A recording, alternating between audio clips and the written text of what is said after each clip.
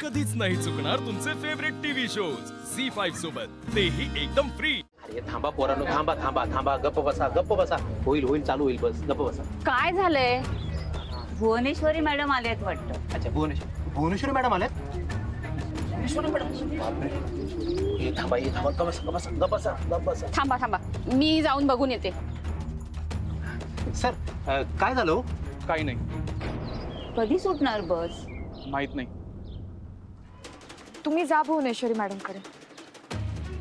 आणि पोरासनी काय सांगायचं? ते मी बघते ना, मी सांगते मुलांना समजावून. आणि सहल काय आत्ता रद्द झाली, नंतर होऊ शकते. पावसाळा अजून संपला नाही ना. नाही हो, आता अशी अर्ध्यातनं कॅन्सल केली तर पोरांचा सगळा मूड जाईल माहिती आहे काय. कसली खुश आहेत ती, काय सांगणार तुम्ही त्यासनी? मी सांगेन त्यांना काहीतरी. तुम्ही नका काळजी करू, तुम्ही जा आता. ऐका माझं, तुमच्या आई जास्त महत्वाच्या आहेत. आपण आधीच चूक केली आहे. त्या नको म्हणत होत्या तरी आपण सहल ठरवली. आणि तुम्ही बस चालवणार म्हटल्यावर मी नको म्हणायला हवं होतं, मी विरोध करायला हवा होता. पण मुलांच्या उत्साहात माझ्याही लक्षात आलं नाही. त्यांचंही म्हणणं बरोबर आहे. तुम्ही बस चालवणं चुकीचंच आहे. भुवनेश्वरी मॅडमचा मुद्दा बरोबर आहे. तुम्ही मालक आहात, ट्रस्टी आहात. तुम्हाला असं गृहीत धरणं योग्यच नव्हतं. तुम्ही काही सामान्य माणूस नाही आहात. सामान्य नाही तर काय, सामान्यच आहे की मी. मी काय ढगांना पडलोय काय? मला काय डोसक्यावर दोन शिंगा आहेत, मागे एक शेपूट आहे, दोन कान, दोन डोळे, एक डोसकं, एक दिल असलेला सामान्य माणूस आहे मी. मन मग ते मी काय म्हणलं मग? तेच ते नाही, अर्थ तो होत नाही. आणि मुळात मुद्दा तो नाही आता. जाऊ दे, मुद्दा तुम्ही काढला खरं तर. माझं असं म्हणणं आहे अधिपती की तुम्ही आता त्यांच्याकडे जा. पण अशी रद्द कशी करणार अर्ध्यातनं? त्याला काय झालं?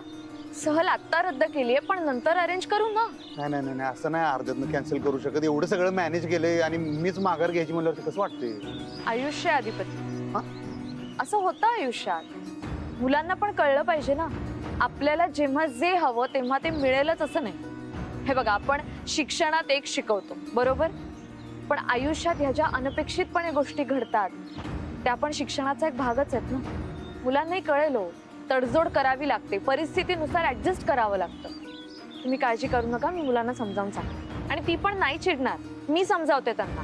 तुम्ही आत्ता भुवनेश्वरी मॅडमकडे जा, ते जास्त महत्वाचं. त्या वाट बघत असतील. नाही हो, माझी चूक झाली माहिती का. मी ना अगोदर सांगायला पाहिजे होतं आई साहेबांनी, मी सांगितलं नाही. आणि त्या तुमच्यावर चिडल्या नाहीत बरं काय, सहलीवर, शाळेवर, पोरांवर नाही चिडल्या त्या. मला माहिती आहे की मी त्यासनी सांगितलं होतं सहल जाणार आहे, तेव्हा काय बोलल्या नाहीत मला त्या. नंतर ओके म्हणल्या होत्या, जाऊ दे म्हणल्या होत्या. पण आता ना मी शहाणपणा केला, मी त्यासनी न सांगता घरातनं निघलो ना, म्हणताना त्या चिडल्यात, मला माहित आहे. हा, हे बाकी चुकलं तुमचं. आपल्या पालकांना आपल्याबद्दल सगळं माहित पाहिजे. हा ते आहे, चूक झाली माझी. बरं जाऊ दे, तुम्ही आता जास्त वेळ घालवू नका बोलण्यामध्ये. ते अजून चिडायच्या, तुम्ही त्यांच्याकडे जा. हे बघा अधिपती, तुम्ही भुवनेश्वरी मॅडम पाशी गेलात की त्या शांत होतील. आणि शांत माणसाला समजावणं सोपं असतं, हो की नाही? प्लीज जा त्यांच्याकडे, लवकर जा. मुलांचं मी बघते, आपण नंतर बोलू.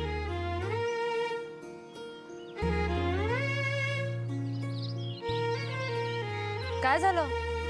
कुठल्या मातीच्या बांधलायचा तुम्ही? काय?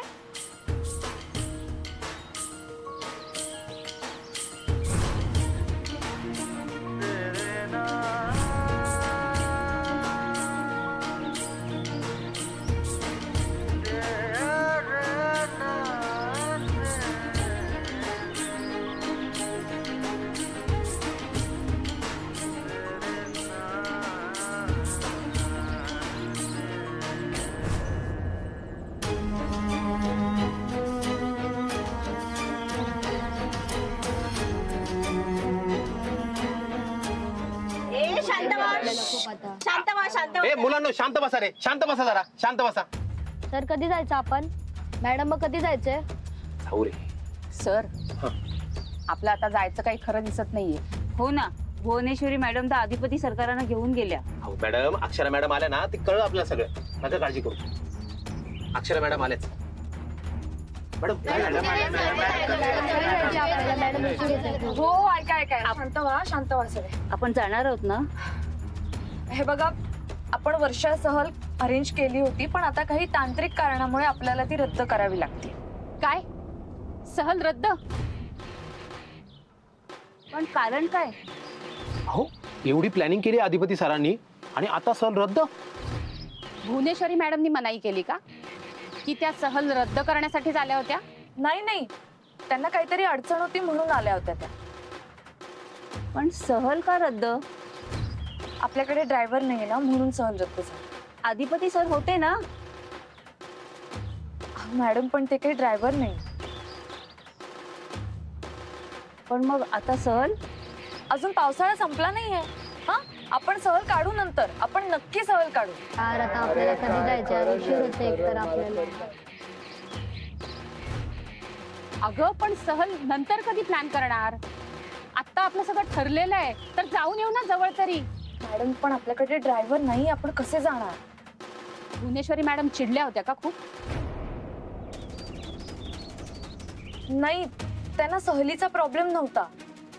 अधिपतींना जावं लागलं अर्जंट, म्हणून आपण जात नाही सहलीला. अगं पण का गेले ते? एवढं काय अगदी कारण आहे? माहित नाही, काहीतरी पर्सनल असेल. असं कसं विचारणार? हो अहो, शाळेचे मालक आहेत ते, तर त्यांना कसं विचारणार आपण? आणि तसंही पावसाळा अजून सुरू आहे. आपण काढू ना सहल नंतर, नक्की काढू. पण मुलांचा हिरमोड होईल ग. मी बोलते त्यांच्याशी.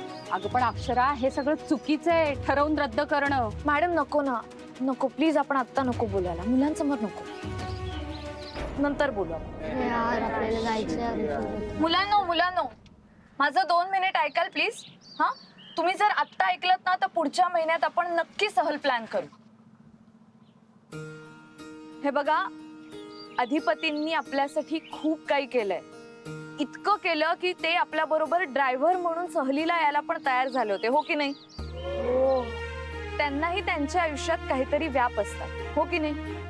आपल्याला ड्रायव्हर काकांनी दगा दिला म्हणून आपण सहलीला जाऊ शकत नाही. ह्यामध्ये अधिपतींची काहीही चूक नाही.